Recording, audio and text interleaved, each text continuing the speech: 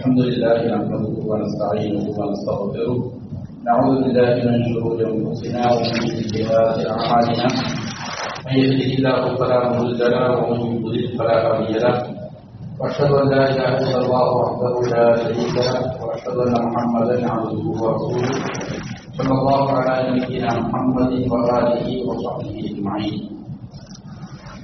أعوذ بالله من الشيطان الرجيم. يا أيها الذين آمنوا اتقوا الله حق تقاته ولا تموتن إلا وأنتم مسلمون. يا أيها الناس اتقوا ربكم الذي خلقكم من نفس واحدة وخلق منها زوجها وبث منهما رجالا كثيرا ونساء واتقوا الله الذي تساءلون به والأرحام إن الله كان عليكم رقيبا. يا أيها الذين آمنوا اتقوا الله وقولوا قولا سديدا يصلح لكم أعمالكم ويغفر لكم ذنوبكم ومن يطع الله ورسوله فقد فاز فوزا عظيما.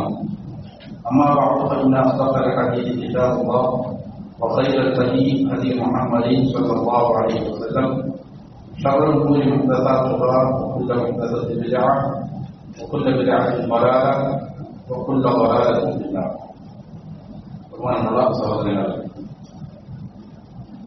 ഷേഖ് സ്വാലിഹ് ഫൗസാൻ റഹിമഹുല്ലാഹ് നമസ്കാരത്തിന്റെ ശുറൂത്തുകളുമായി ബന്ധപ്പെട്ട വിഷയങ്ങളാണ് സംസാരിക്കുന്നത്. കഴിഞ്ഞ 2 ദർസുകളിലായി നമ്മൾ സംസാരിച്ചത് സമയം പ്രവേശിക്കുക എന്നുള്ള ഷർത്തിനെ കുറിച്ചും ഔറത്ത് മറക്കുക എന്നുള്ള ഷർത്തിനെ കുറിച്ചുമാണ്. ഇനി മൂന്നാമത്തെ നിബന്ധനയെ സംബന്ധിച്ചാണ് സംസാരിക്കുന്നത്.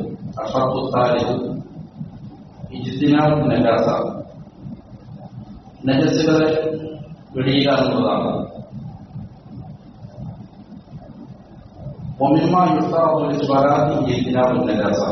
നമസ്കാരത്തിന്റെ നിബന്ധനകളിൽപ്പെട്ടതാണ് നജസ്സുകൾ നീക്കം ചെയ്യുക എന്നുള്ളത്. എങ്ങനെയാണ് നമസ്കരിക്കുന്നവൻ നജസ്സിൽ നിന്ന് വിദൂരത്താകണം. പൂർണ്ണമായും അതിൽ നിന്ന് ഒഴിവാക്കണം. എന്തെല്ലാം കാര്യങ്ങളാണ് നജസ്സിൽ നിന്ന് ശുദ്ധി വരുത്തേണ്ടത്? ഈ ബദനി, അവന്റെ ശരീരം, സൗബിനി, അവന്റെ വസ്ത്രം,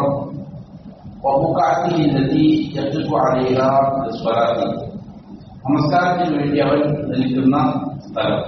ഈ 3 കാര്യങ്ങളാണ് നജസ്സിൽ നിന്ന് ശുദ്ധി വരുത്തേണ്ടത്. അപ്പോ നമസ്കാരം ശരിയാകണമെങ്കിൽ നജസ്സിൽ നിന്ന് ഒഴിവായിരിക്കണം. പൊതുവെ നജസ്സായി കഴിഞ്ഞാൽ അതിൽ നിന്ന് പെട്ടെന്ന് ശുദ്ധി വരുത്തുക എന്നുള്ളതാണ് അതിന്റെ അടിസ്ഥാനം. പെട്ടെന്ന് ശുദ്ധി വരുത്തുക മുസ്തഹബാണ്, സുന്നത്തായ കാര്യമാണ്. എന്നാൽ നജസ്സുണ്ട് ഈ പറയുന്ന ശരീരത്തിലോ അല്ലെങ്കിൽ വസ്ത്രത്തിലോ നമസ്കരിക്കുന്ന സ്ഥലത്തോ നജസ്സുണ്ടെങ്കിൽ നമസ്കരിക്കുന്ന സമയത്ത് നമസ്കരിക്കാൻ പോകുമ്പോൾ അതിൽ ഒഴിവാക്കരുതാണ്, നിർബന്ധമായി ഒഴിവാക്കിയിരിക്കണം.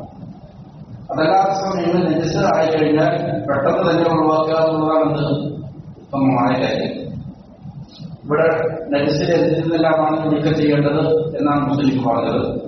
ശരീരത്തിൽ നിന്ന്, വസ്ത്രത്തിൽ നിന്ന്, അതേപോലെ തന്നെ നമസ്കരിക്കുന്ന സ്ഥലം. നമസ്കരിക്കുന്ന സ്ഥലം എന്ന് ഉദ്ദേശിക്കുന്നത് നമസ്കരിക്കാൻ വേണ്ടി കാലുകൾ പതിച്ചു നിൽക്കുന്ന സ്ഥലം, അല്ലെങ്കിൽ കുട്ടികൾ വയ്ക്കുന്ന സ്ഥലം, കൈകൾ, നെറ്റി, ഇങ്ങനെ വയ്ക്കുന്ന സ്ഥലത്ത് നജസ്സുണ്ടാകാതിരിക്കുക എന്നുള്ളതാണ് അതിന്റെ ഉദ്ദേശം. എന്നാൽ ഒരു സ്ഥലത്ത് നജസ്സുണ്ട്, അതവരുടെ ശരീരത്തിലേക്കോ വസ്ത്രത്തിലേക്കോ ഒരാളാത്ത രീതിയിലുള്ളതാണ്, എന്നാൽ നോക്കുന്നില്ല, കുഴപ്പമില്ല. നിൽക്കുന്ന സ്ഥലത്ത് അതാണ് മുസ്ലിം പറഞ്ഞത്. ആ സ്ഥലം എങ്ങനെയുള്ളതാണ് അതിന്റെ മേലും തീരുമാനം നിൽക്കുന്നു. അപ്പം നിൽക്കാൻ പാടില്ല, നെറ്റുള്ള ഭാഗത്തുനിന്ന് ആകാൻ പാടില്ല. നമസ്കാരം നെറ്റി വയ്ക്കുന്നത്, കൈകൾ വയ്ക്കുന്നത്, മുട്ട് വയ്ക്കുന്നത് നെറ്റുള്ള സ്ഥലത്താകാൻ പാടില്ല. അതുപോലെ വസ്ത്രത്തിൽ ഉണ്ടാകാൻ പാടില്ല, ശരീരത്തിൽ ഉണ്ടാകാൻ പാടില്ല. അപ്പൊ നജാസത്തും ഖദറും മഖ്സൂസുൻ യംനഉ അസ്വലാത്ത്. നജസ് എന്ന് പറഞ്ഞാൽ അത് മാലിന്യമാണ്. പ്രത്യേകമായ ചില മാലിന്യങ്ങൾക്കാണ് നജസ് എന്ന് പറയുന്നത്. അത് നജസ്സുകളുടെ ഇനങ്ങൾ നമസ്കാരത്തിൽ ബന്ധിയും മനുഷ്യനെ തടവും. നമസ്കാരം ശരിയാവില്ല. അതുപോലെ തന്നെ മൈതത്തി, ശവം പോലെ, ഉദ്ദമി, രക്തം, വൽഹമി, മദ്യം, മൂത്രം, കാഷ്ടം, ഇതുപോലുള്ള കാര്യങ്ങളാണ്. ഇതിൽ നിന്ന് ശുദ്ധി വരുത്താൻ നമസ്കരിക്കണമെങ്കിൽ എന്നുള്ളതിന് എന്താണ് തെളിവ്? ഒന്നാമതായി മുസ്ലിം റഹ്മത്തുള്ളാഹി പറയുന്നത് പരിശുദ്ധ ഖുർആനിലെ ആയത്താണ്. ഖാല തആല വസിയാബക ഫഖഹിർ. സല്ലല്ലാഹു അലൈഹി വസല്ലമയോട് അല്ലാഹു സുബ്ഹാനഹു വ തആല ആദ്യമായി നൽകിയ ചില കൽപ്പനകളിൽപ്പെട്ട ഒരു കൽപ്പനയാണ്. യാ അയ്യുഹൽ മുദ്ദസ്സിർ ഖും ഫഅൻദിർ വറബ്ബക ഫകബ്ബിർ വസിയാബക ഫഖഹിർ. അവിടെ വസിയാബക ഫഖഹിർ, താങ്കളുടെ വസ്ത്രത്തെ താങ്കൾ ശുദ്ധീകരിച്ചുകൊള്ളുക. ഇത് രണ്ട് രീതിയിലുള്ള ശുദ്ധീകരണം അതിൽ പെടുമെന്ന് മാത്രം പറയുന്നുണ്ട്. ഒന്നാമത്തേത് ഹൃദയത്തെ മാലിന്യങ്ങളിൽ നിന്ന്, ശക്തിയിൽ നിന്ന്, പിഴച്ച വിശ്വാസങ്ങളിൽ നിന്നെല്ലാം ഹൃദയത്തെ ശുദ്ധീകരിക്കുക എന്നുള്ള ഒരു ആത്മീയമായ ശുദ്ധീകരണം ഉണ്ട്. അതേപോലെ തന്നെ ശരീരം, വസ്ത്രം, നമസ്കരിക്കുന്ന സ്ഥലം, അങ്ങനെയുള്ള ബാഹ്യമായ രീതിയിലുള്ള ശുദ്ധീകരണം ഇതിൽപ്പെടും. ഈ പറയുന്ന എന്നതിൽപ്പെടും എന്നുള്ളതാണ് പ്രധാനപ്പെട്ട വിശദീകരിച്ചിരിക്കുന്നത്.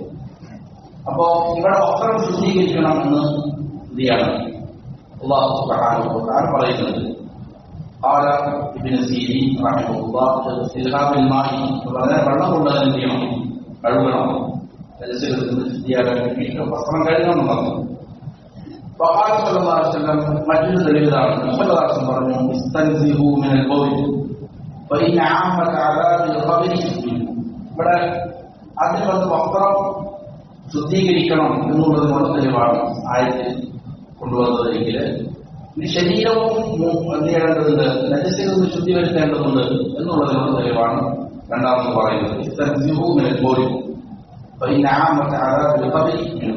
മൂത്രത്തിൽ നിന്ന് നോക്കണം, ശുദ്ധിയുള്ളവരായി മാറണം.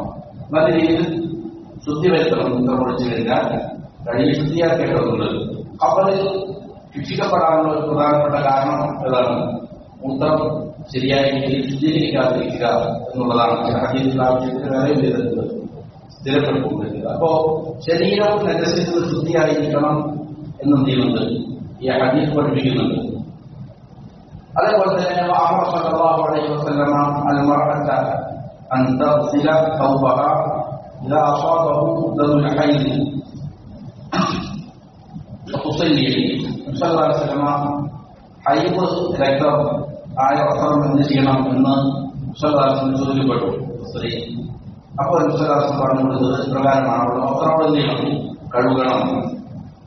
ഹൈദ് രക്തം പുരണ്ടതായ വസ്ത്രത്തെ കഴുകുകയും എന്നിട്ട് അത് നമസ്കരിക്കുകയും ചെയ്യാൻ കൽപ്പിച്ചിട്ടുണ്ട്. അപ്പൊ അത് വസ്ത്രത്തെ ശുദ്ധീകരിക്കേണ്ടതുണ്ട് നജസിൽ നിന്ന് എന്നുള്ളതിനുള്ള തെളിവാണ്.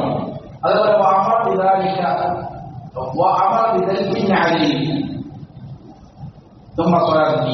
അതേപോലെ മുസ്തലാസിന്റെ മറ്റൊരു കൽപ്പനയാണ്. പള്ളിയിലേക്ക് വരുമ്പോൾ എന്ത് ചെയ്യേണ്ടത്? ചെരുപ്പിൽ നോക്കണം.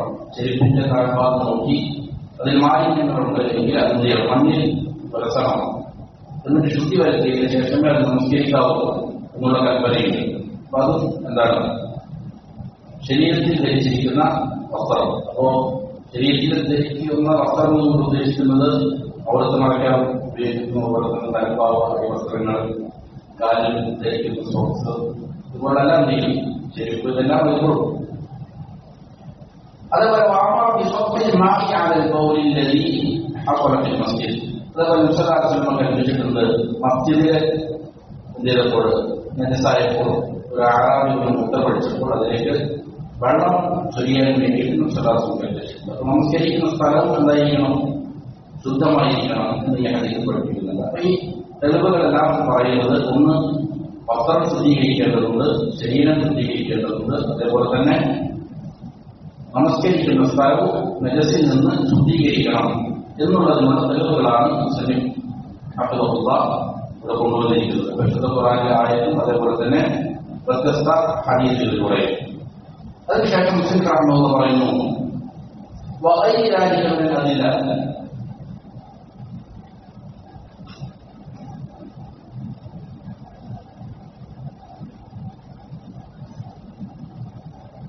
അപ്പോ ഇതല്ലാത്തതുമായ തെളിവുകളുണ്ട്, വേറെ തെളിവുകളുണ്ട് ശുദ്ധി വരുത്തണമെന്നുള്ളതിലേക്ക്.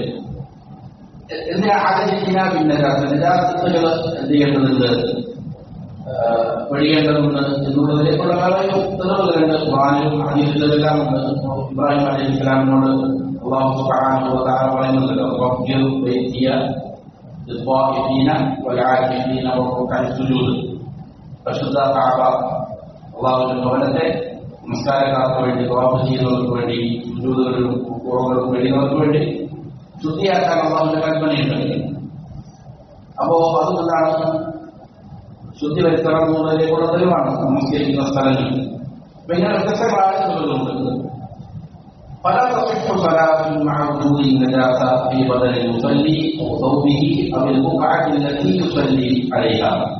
അതിനാൽ തന്നെ നമസ്കരിക്കുന്ന ഒരാളുടെ വസ്ത്രത്തിലോ ശരീരത്തിലോ നമസ്കരിക്കുന്ന സ്ഥലത്തോ നജസുള്ളതായ നിലയിൽ നജസുള്ളതിനോടുകൂടെ നമസ്കാരം ഉണ്ടാവുകയില്ല, സ്വഹീഹാവുകയില്ല എന്നുള്ളതാണ്. നമസ്കാരം സ്വഹീഹാകണമെങ്കിൽ ചെയ്യേണ്ടതുണ്ട് ഈ മൂന്ന് കാര്യങ്ങളും നജസിൽ നിന്ന് ശുദ്ധി വരുത്തേണ്ടതുണ്ട്.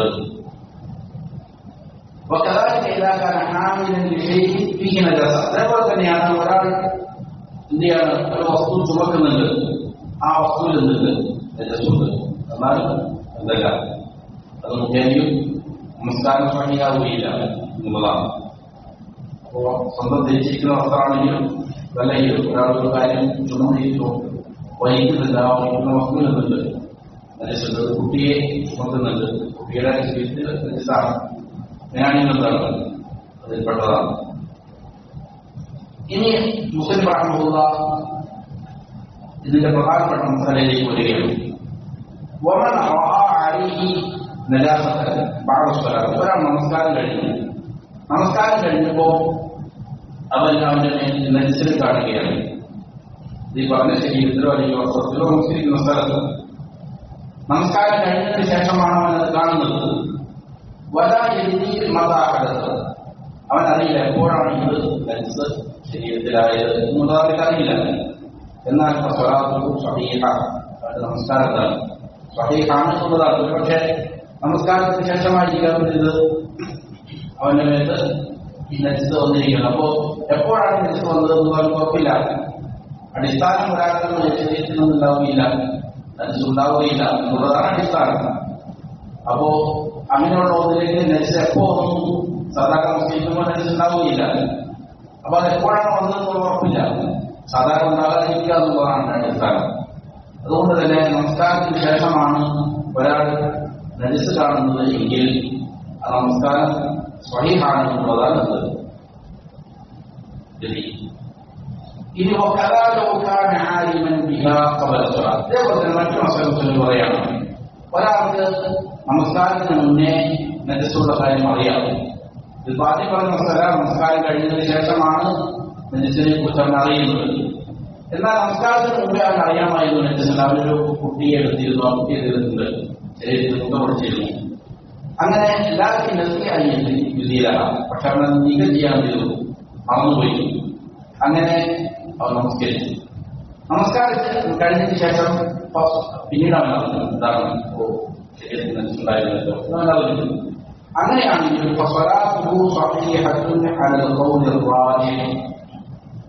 പ്രബലമായ അഭിപ്രായപ്രകാരം നമസ്കാരം നടന്നു സ്വഹീഹാണ് എന്നുള്ളതാണ് പ്രബലമായ അഭിപ്രായം. ഈ വിഷയത്തിൽ വളമാക്കുന്നത് രണ്ടഭിപ്രായമുണ്ട് എന്ന് മുസ്ലിം സൂചിപ്പിക്കുന്നത്. അതുകൊണ്ടാണ്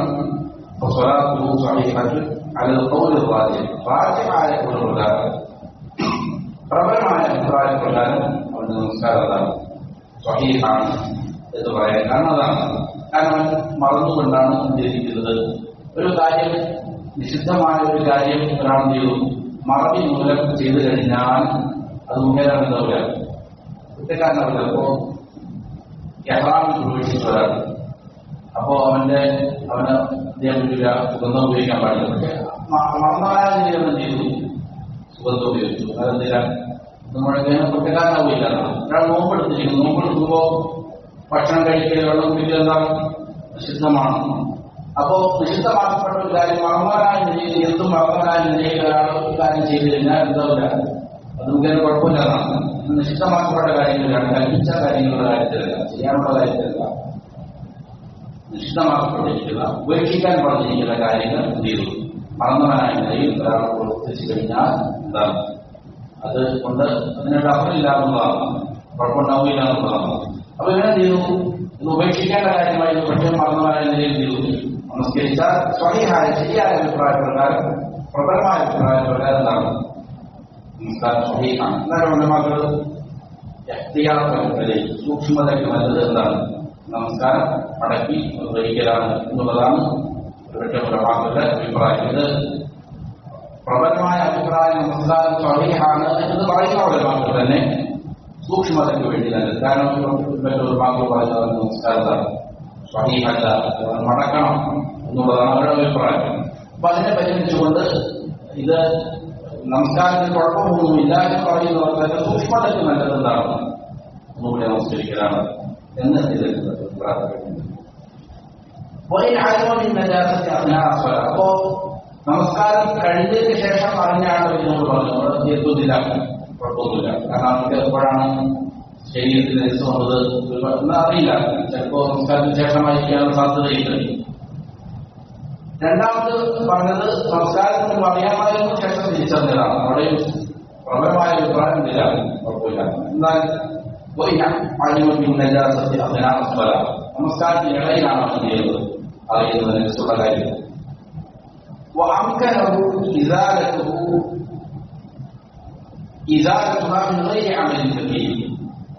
മാത്രമല്ല ഈ നജസിനെ വലിയ ധാരാളം പ്രവൃത്തികളൊന്നും കൂടാതെ തന്നെ അത് നീക്കം ചെയ്യാൻ അവർക്ക് സാധിക്കുകയും ചെയ്തു. ഏതുപോലെ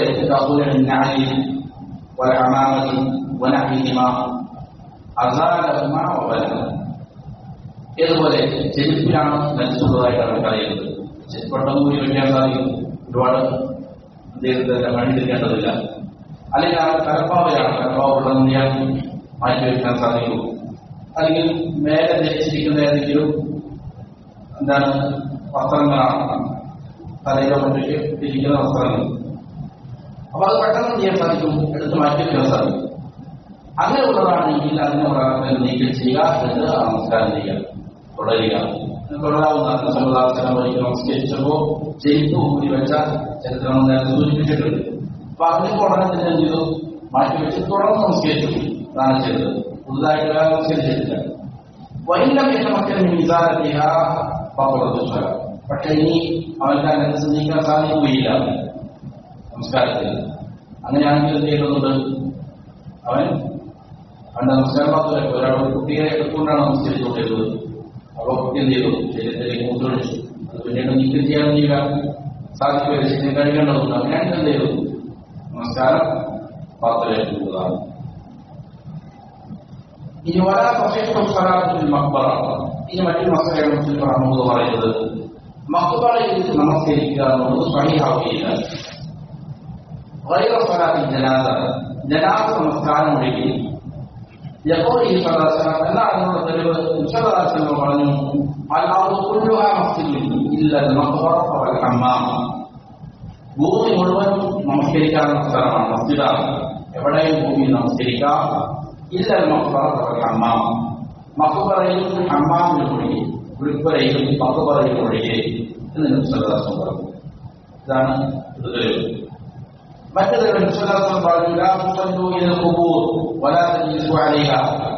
കബറുകളിലേക്ക് തിരിഞ്ഞ് നിങ്ങൾ നമസ്കരിക്കരുത്, അതിന്റെ മേലെ നിങ്ങൾ ഇരിക്കുകയും ചെയ്യരുത്. കബറുകളിലെ നേരെ എന്ന് പറഞ്ഞാൽ കബറിന്റെ തിരിഞ്ഞുകൊണ്ടോ അല്ലെങ്കിൽ കബറിന്റെ മേലെയോ കബറിന്റെ ചുറ്റുഭാഗത്തോ പാടില്ല എന്നുള്ളതാണ് ഇതിനെ വിശദീകരിക്കുന്നത്. പറയുന്നത്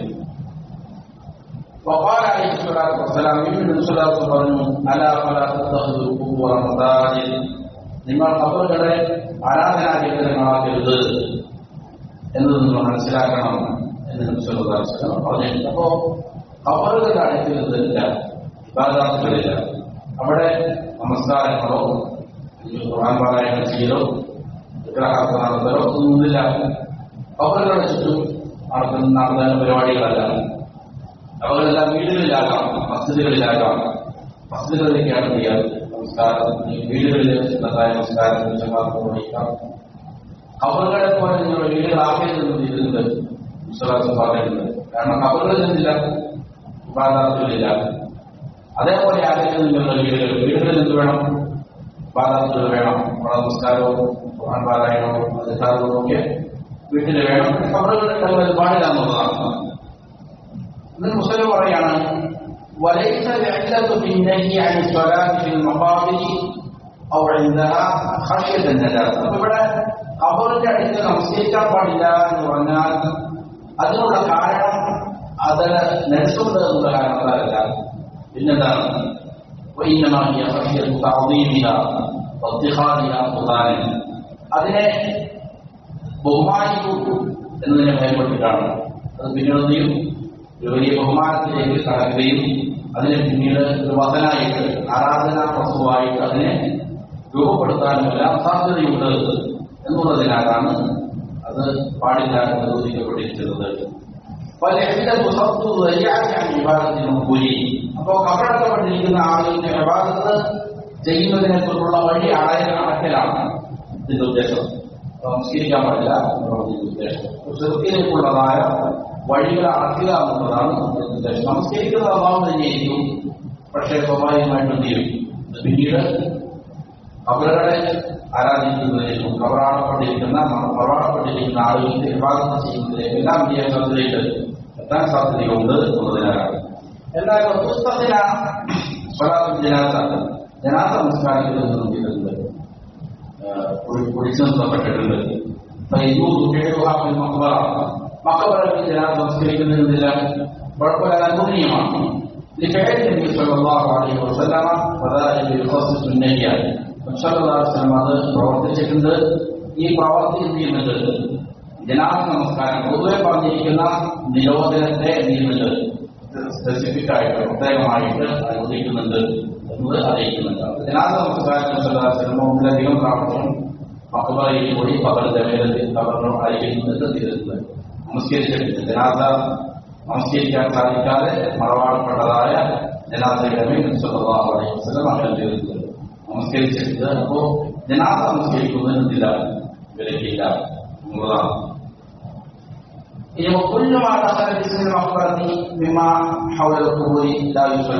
അപ്പോ മഖ്ബറ എന്ന പേരിൽ ഉള്ള സകലതും എന്ത് ചെയ്യും?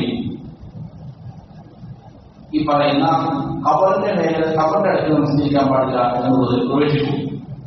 അവിടെ ഒന്നും ചെയ്യാൻ പാടില്ല, നമസ്കരിക്കാൻ പാടില്ല. ഖബർ തന്നെയാകണമെന്നില്ല. മഖ്ബറ എന്ന പേരിൽ അറിയപ്പെടുന്ന ഇതെല്ലാം ഉണ്ട്. അത് മഖ്ബറ, കാരണം ഈ പറയുന്ന നിലയ്ക്ക് മഖ്ബറയും വരും, അതിന് ചുറ്റുമുള്ളതായ കുറ്റവും എല്ലാം ചെയ്യും. അപ്പോ ഒരു സ്ഥലത്ത് മഖ്ബറ നമസ്കരിക്കാൻ പാടില്ല എന്ന് പറഞ്ഞാൽ ഖബറടക്കപ്പെട്ട സ്ഥലം മാത്രമല്ല, അതിന്റെ അനുബന്ധങ്ങളായ ഭാഗവും മഖ്ബറയിൽ എന്താണ് പെട്ടതാണ്. فقال شيخ الاسلام ابن تيميه رحمه الله، شيخ الاسلام പറഞ്ഞു اتفق الائمه انه لا يبنى مسجد على قبره وانه لا يجوز دفن ميت في مسجده. അയിമ്മത്തുകൾ ഫുഖഹാക്കൾ മാതൃകായോഗ്യരായ അവലംബിക്കപ്പെടുന്നതായ അയിമ്മത്തുകൾ എല്ലാം ഏകോപിച്ചിരിക്കുന്ന കാര്യമാണ്. എന്താണ്? മസ്ജിദുകളുടെ മേൽ ഖബറുകളുടെ മേൽ എന്ത് ചെയ്യാൻ പാടില്ല? മസ്ജിദുകൾ നിർമ്മിക്കാൻ പാടില്ല. ഖബറിന്റെ മേൽ മസ്ജിദുകൾ നിർമ്മിക്കാൻ പാടില്ല. അതേപോലെ തന്നെ മസ്ജിദിന്റെ ഉള്ളിൽ എന്ത് ചെയ്യാൻ പാടില്ല? മയ്യത്തിനെ ഖബറടക്കാൻ പാടില്ല. അപ്പോ ആദ്യം ഒരു ഖബർ വന്നു, എന്നാൽ ആ ഖബറിനോട് അനുബന്ധമായിട്ടാണ് പള്ളി പണിയുക എന്നത് പാടില്ല. അതേപോലെ തന്നെ പള്ളി നിർമ്മിച്ചതിന്റെ പള്ളിയുടെ ഉള്ളിൽ കൊണ്ടുപോയി എന്ത് ചെയ്യാം? മയ്യത്ത് മറപാടില്ല എന്നുള്ളതും പാടില്ലാത്ത കാര്യമാണ് എന്നുള്ളതിൽ ഏകോപിച്ച അഭിപ്രായമാണ്. അതെന്തില്ല, അഭിപ്രായ വ്യത്യാസങ്ങളില്ല. പരിഹാര മസ്ജിദ് ഖബറി, ഇനി ഒരു മസ്ജിദിൽ എന്നിട്ട് ഖബറുണ്ട്. ആ മസ്ജിദാകട്ടെ ഖബർ വരുന്നതിന് മുമ്പേ പള്ളിയോടുള്ളതാണ്. അതിനുശേഷമാണ് പിന്നീട് അവിടെ എന്ത് ചെയ്തത്? ഖബർ വന്നത് ഇങ്ങനെ ഊഹിക്കണം. ആ ഖബറിന് എന്ത് ചെയ്യപ്പെടണം? മാറ്റപ്പെടണം. ഇമ്മാമിന്റെ പറയുന്ന ഖബർ നദിയാണ്, അതിനെ നേരെയാക്കണം. ഖബറാണെന്ന് അറിയാത്ത രീതിയിൽ അതിനെ നിരപ്പാക്കണം. അല്ല പുതിയ ഖബറാണ്, അങ്ങനെയാണ് എനിക്ക് എന്ത് ചെയ്യണം? അത് മാന്തി അതിൽ നിന്ന് എന്ത് ചെയ്യേണ്ടതുണ്ട്? മയ്യത്തിനെ എടുത്ത് വേറെ സ്ഥലത്ത് എന്ത് ചെയ്യണം? ഖബറടക്കണം. പഴയ ഖബറുകളെ പറ്റിയാണെങ്കിൽ അത് എന്ത് ചെയ്യണം? അതിന് ശരീരമില്ല ശരീരമുള്ളതാണ് അതിനെയാണ് നിരപ്പാക്കണം. ഇനി വൈകാരം മസ്ജിദ് കൂടിയ ഭാഗത്ത് കബറും ഇനി കബർ കൊള്ളടത്തുകൊണ്ടുപോയി അതിന്റെ മേലാണ് ചെയ്തത് മസ്ജിദ് പണിതത്. എന്നാൽ മസ്ജിദ് ഈ മസ്ജിദ് എന്ത് ചെയ്യണം നമ്മൾ മാറ്റണം. കാരണം ഈ കബറിന്റെ മേലെയാണ് ചെയ്തത്. ആദ്യം അവിടെ ഉണ്ടായത് കബറാണ്. കബറിനോടനുബന്ധിച്ചാണ് ഇങ്ങനെ മസ്ജിദ് വന്നത്. എന്നാൽ ആ കബർ മസ്ജിദ് ഒന്ന് മാറ്റണം. അല്ലെങ്കിൽ പിന്നെ ചെയ്യണം കബറിന്റെ രൂപത്തെ ചെയ്യണം നീക്കം ചെയ്യപ്പെടണം. പല മസ്ജിദിന്റെ لا يصلى فيه فرض ولا نفل فإنه منهي عنه. ഖബറിന്റെ മേലെയുള്ളതായ മസ്ജിദ് അവിടെ നമസ്കരിക്കപ്പെടാൻ പാടില്ല. അള്ളാഹുവിന്റെ സുന്നത്താകട്ടെ അത് ചെയ്യപ്പെട്ടതാണ്, അത് രേഖപ്പെട്ടിരിക്കുന്ന കാര്യമാണ്. ഖബറുള്ളതായ പള്ളിയിൽ പാടില്ല, നമസ്കരിക്കാൻ പാടില്ല എന്നുള്ളതാണ്. ഇസ്ലാം ബാക്കി നാളെ വന്നത്. ഇനി ولا تصح الصلاة في المسجد الذي قبلته إلى قبره. ഇപ്പോ കബറിന്റെ മേലെ മസ്ജിദ് നിർമ്മിച്ചു, അവിടെ പറഞ്ഞു. അല്ലെങ്കിൽ മസ്ജിദിന്റെ ഉള്ളിൽ എന്ത് ചെയ്തു കബർ സ്ഥാപിച്ചു, ഇതിനെ കുറിച്ച് പറഞ്ഞു. ഇനി മറ്റൊരാൾ ഒരു മസ്ജിദിൽ നമസ്കാരം ശരിയാവില്ല എന്നിനുള്ള മസ്ജിദാണ് അതിന്റെ ഖിബല എവിടേക്കാണ് തിരിച്ചിരിക്കുന്നത്? ഖബറിലേക്കാണ്. ഖിബലയുടെ ഭാഗത്ത് നിരുന്നത് ഖബറുണ്ട്.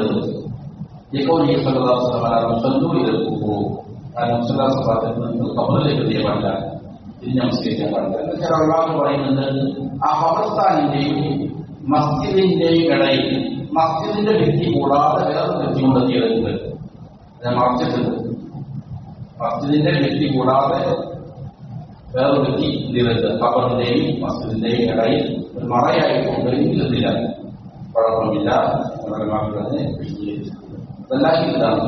അങ്ങനെയുള്ള മസ്ജിദിൽ നമസ്കരിക്കാൻ പാടില്ല.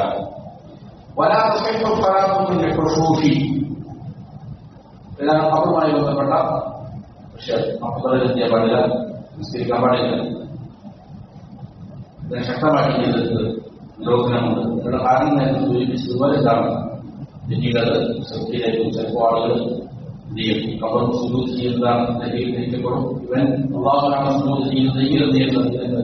ശ്രദ്ധിച്ച ഘടകങ്ങൾ ബോധിപ്പിക്കാനും തെറ്റിദ്ധാരണകൾ ഉണ്ടാക്കാനും പിന്നീട് അത് ഖബറിൽ ആരാധിക്കുന്നതിലേക്കല്ല വഴിമാറാൻ സാധ്യതകളുണ്ട് എന്നുള്ള കാരണത്താൽ നമ്മൾ പാടില്ലാത്തത്. വിഷയത്തിൽ ധാരാളം ഹദീസിൽ സ്ഥിരപ്പെട്ടു വന്നിട്ടുണ്ട്. നൂറോളം ഹദീസുകളിലുണ്ട് ഖബറുമായി ബന്ധപ്പെട്ടുള്ള ശിർക്കൻ വിദഅത്തുമായി ബന്ധപ്പെട്ട കാര്യങ്ങൾ സ്ഥിരപ്പെട്ട ഹദീസുകളുണ്ട്. വളരെ എന്താണ് ഗൗരവത്തോടെ മനസ്സിലാക്കേണ്ട ഒരു കാര്യമാണ്. സല്ലല്ലാഹു അലൈഹി വസല്ലം അവസാന സമയത്ത് മരണാസന്നമായ വേളയിൽ കിടക്കുമ്പോൾ പോലും ഇതാണ് ശക്തമായി നിരോധിച്ചിരിക്കുന്ന കാര്യമാണ് ഖബറുമായി ബന്ധപ്പെട്ടുള്ളതായ ആരാധനകൾ. അത് എന്താണ് ഭൂതനസ്വാതാക്കൾ അവരുടെ അമ്പിയാക്കന്മാരുടെ ഖബറിടങ്ങൾ ഇതുപോലെ എന്ത് ചെയ്യുമായിരുന്നു? ആരാധനാ കേന്ദ്രങ്ങളാക്കുമായിരുന്നു. അവർക്ക് ശാപമുണ്ട് എന്ന് സുരാസ പറഞ്ഞിട്ടുണ്ട്. അതായത് ഭൂതനസ്വാതാക്കളെ ക്ഷമിക്കാനുള്ള കാരണം അവർ ഖബറിന്റെ അടുക്കൽ പോയി അല്ലാഹു ഇബാദത്ത് ചെയ്യുന്നതല്ല, ഖബറിൽ കിടക്കുന്ന ആളുകൾ ഇബാദത്ത് ചെയ്തിട്ടല്ല, അല്ലെങ്കിൽ ഖബർ സുജൂദ് ചെയ്തിട്ടല്ല. പിന്നെയോ ഖബറുകൾ കേന്ദ്രമാക്കിയിട്ട് മസ്ജിദുകൾ ഉണ്ടാക്കി അവിടെ നിന്ന് അല്ലാഹു ഇബാദത്ത് ചെയ്യാനാണ് ചെയ്തത്, വിലക്കിയത്. അതാണ് ശക്തമായ രീതിയിൽ ശാപമുണ്ട് എന്ന് പറഞ്ഞ വിലക്കിയത്. അപ്പൊ പിന്നെ അങ്ങനെ മസ്ജിദുകൾ ഉണ്ടാക്കിയിട്ട് ഖബറിൽ കിടക്കുന്ന ആളുകൾ ദുആ ചെയ്യാനുള്ള അവസരം തവാഫ് ചെയ്യുന്നു, അവിടെ നേർച്ചകൾ അർപ്പിക്കുന്നു.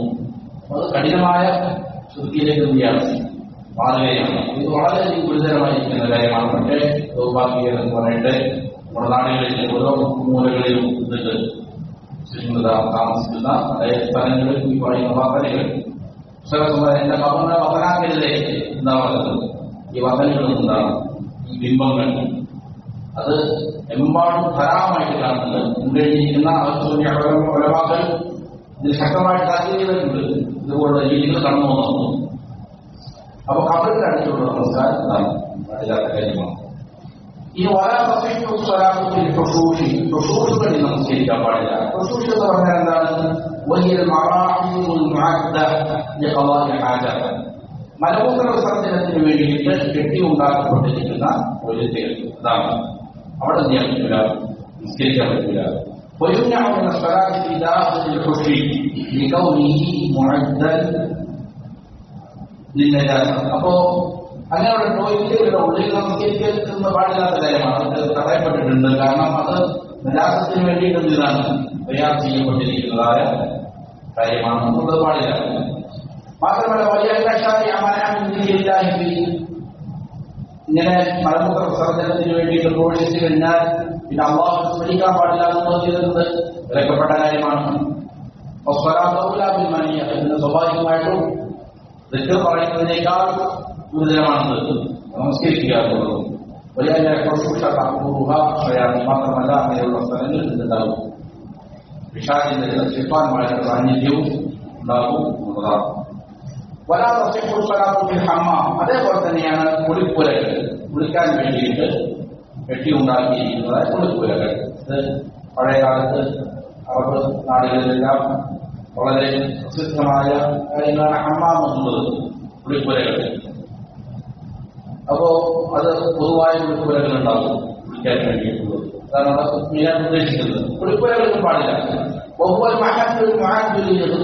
കുളിക്കാൻ വേണ്ടിയിട്ട് തയ്യാർ ചെയ്യപ്പെട്ടിരിക്കുന്ന സ്ഥലമാണ്.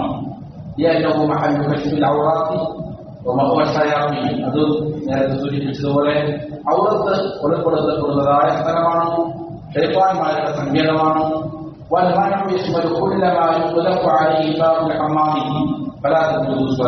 ഇവിടെ ഹമ്മാമിൽ നമസ്കാരം പാടില്ല എന്ന് പറഞ്ഞാൽ ഹമ്മാമിന്റെ ഗേറ്റ് ബന്ധിക്കപ്പെട്ടിരിക്കുന്നത് അതിന്റെ ഉള്ളിലുള്ള ചുറ്റുഭാഗം എല്ലാം എന്താണ് അതിൽപ്പെട്ടതാണ്. പല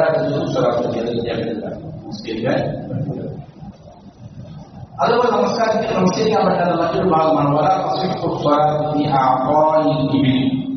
ഒട്ടകങ്ങളുടെ തൊഴുത്തുകൾ, അതിന്റെ ആലകൾ. ഒട്ടകങ്ങളെ രാത്രി ശ്രമിക്കാൻ വേണ്ടിയിട്ട് ബന്ധിപ്പിക്കുന്ന സ്ഥലം, അവിടെയും നമസ്കാരം ശരിയാവുകയില്ല. അവിടെയാണ് ഒട്ടകങ്ങൾ എന്ത് ചെയ്യുന്നത്, രാത്രിയിൽ താമസിക്കുന്നത്, വിശ്രമിക്കുന്നത്. അങ്ങനെയുള്ള സ്ഥലങ്ങളിൽ നമസ്കരിക്കാൻ പാടില്ല.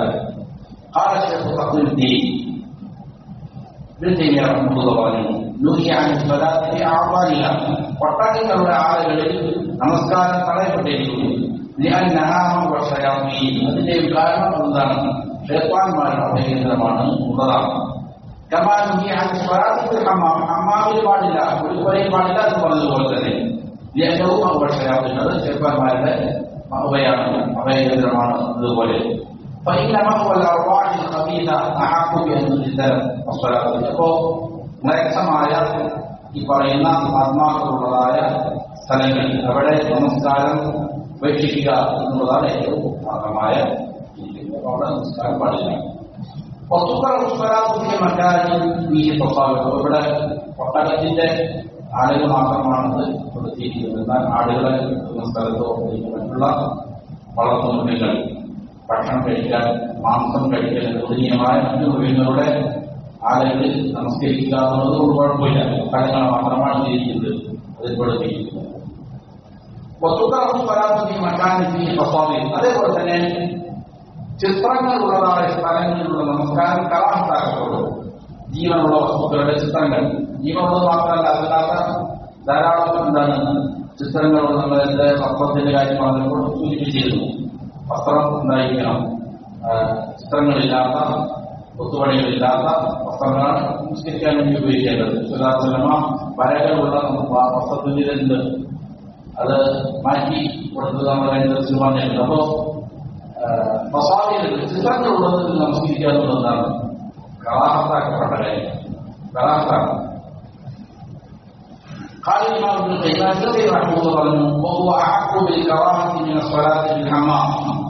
കുളിപ്പുരയിൽ നമസ്കരിക്കുന്നത് കറാഹത്താണെന്ന് പറഞ്ഞല്ലോ, അതിനേക്കാളും അഹക്കാണ് എവിടെ നമസ്കരിക്കാത്താണെന്ന് പറയുന്നത് ചിത്രങ്ങളുള്ളതായ വസ്ത്രങ്ങളിൽ നമസ്കരിക്കും. കാരണം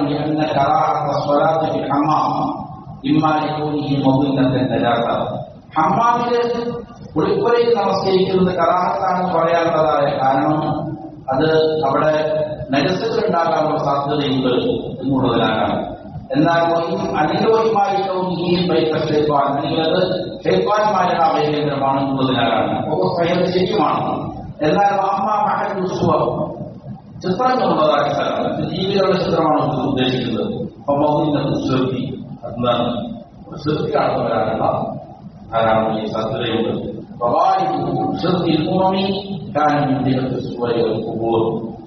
ധാരാളം ഉമ്മത്തുകളുടെ വ്യക്തങ്ങളായ പല ഉമ്മത്തുകളുടെയും അടുക്കലേക്ക് ശിർക്ക് കടന്നു വരാനുള്ളതായ പ്രധാനപ്പെട്ട ഒരു കാരണം എന്തായാലും ചിത്രങ്ങളായിരുന്നു. ഇസ്ലാമിന്റെ കാലത്ത് നമുക്കറിയാം, പോലുള്ളവരുടെ ചിത്രങ്ങളിലൂടെയാണ് ആദ്യമായിട്ട് എന്ത് ചെയ്തത് ശിർക്ക് വരുന്നത്. അവരുടെ രൂപങ്ങളിലൂടെയാണ്. അതേപോലെ തന്നെ ഖബറുകളും അതേപോലെ തന്നെ ചിത്രങ്ങളുമാണ് ധാരാളം സമൂഹങ്ങളെ പഠിപ്പിച്ചിരിക്കുന്നത്, ശിർക്കിലേക്ക് കൊണ്ടുപോയിരിക്കുന്നത്. അതുകൊണ്ട് ഹമ്മാമി നമസ്കരിക്കുന്നത് കറാഹത്താണ് എന്ന് പറയാമെങ്കിൽ അതേപോലെയാണ് ഇത്. അതിനേക്കാൾ കണക്കാണത് ചിത്രങ്ങൾ. നമുക്ക് പല ആളുകൾ നമസ്കരിക്കുന്നുണ്ടാവും. ഇപ്പോൾ പല പക്ഷികളുടെയും അതുപോലെ തന്നെ മൃഗങ്ങളുടെയും മനുഷ്യരുടെ തന്നെ ചിത്രങ്ങളുള്ള വസ്ത്രങ്ങൾ ധരിച്ചിട്ടാണ് ചെയ്യുന്നത്. നമസ്കരിക്കരുത്, ഇത് പാടില്ലാത്ത കാര്യമാണ്. അത് മുസ്ലിം പറയുന്ന ആരോഗ്യത്തിന്റെ എണ്ണായിരത്തി സ്വരാജി നമസ്കാരം നല്ല രീതിയിൽ സൂക്ഷിക്കുന്നതിന് നിർബന്ധമാണ്. നമസ്കാരത്തിലേക്ക് പ്രവേശിക്കുന്നതിന് മുമ്പ് നജസ്സുകളിൽ നിന്ന് നീങ്ങണം, നന്നായിട്ട് ശുദ്ധി വരുത്തണം. എവിടെയാണോ നമസ്കാരം പാടില്ല എന്ന് പറഞ്ഞിരിക്കുന്നത് അങ്ങനെയുള്ള സ്ഥലങ്ങളിൽ വെടിയണം.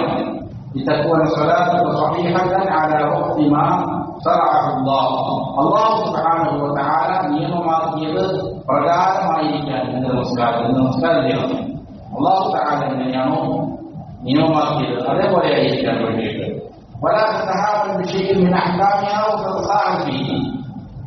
ഏതെങ്കിലും ഒരു ഹുക്മിന്റെ കാര്യത്തിൽ നീ ചെയ്യാൻ പാടില്ല, അലംഭാവം കാണിക്കാൻ പാടില്ല, നിസ്സാരമായിട്ട് കാണാൻ പാടില്ല. അപ്പൊ ഇന്ന സ്വലാത്തീനി, കാരണം നിന്റെ ദീനിനെ പിടിച്ചു നിർത്തുന്ന അതിന് ഏറ്റവും പ്രധാനപ്പെട്ട തൂണാണത് നമസ്കാരം എന്നുള്ളത്. നമസ്കാരം ശരിയായെങ്കിൽ ദീൻ തന്നെ ഒളിഞ്ഞു പോകുന്ന അവസ്ഥയിലേക്ക് വരും. അപ്പൊ ദീനിനെ നിലനിർത്തുന്ന പ്രധാനപ്പെട്ട ഒരു തൂണാണ് നമസ്കാരം. അതുകൊണ്ട് നമസ്കാരത്തിന്റെ ഓരോ ഹുക്മുകളും മസാലകളും നല്ല രീതിയിൽ ചെയ്യേണ്ടതുണ്ട്, ശ്രദ്ധിക്കേണ്ടതുണ്ട്. നമസ്കാരം ചൊവ്വാകുമ്പോഴാണോ ദീൻ നേരെയാകും. നമസ്കാരത്തിന് എവിടെയാണ് ഓട്ടങ്ങൾ ഉണ്ടാകുന്നത്, വീഴ്ചകളും വിളർച്ചകളും ഉണ്ടാകുന്നത്, ദീനും വിളർച്ചകൾ ഉണ്ടാകും.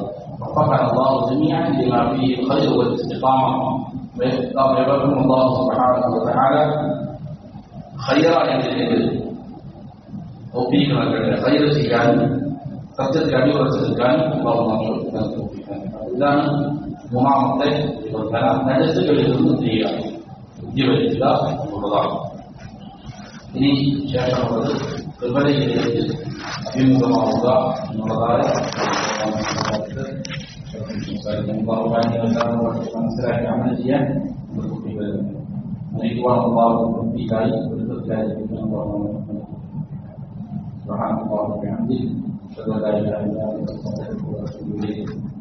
ربنا آتنا في الدنيا حسنة وفي الآخرة حسنة وقنا عذاب النار. ربنا تقبل منا إنك أنت السميع العليم وتب علينا إنك أنت التواب الرحيم. ربنا اغفر لنا ولوالدينا كما ربونا صغارا. ربنا هب لنا من أزواجنا وذرياتنا قرة أعين واجعلنا للمتقين إماما.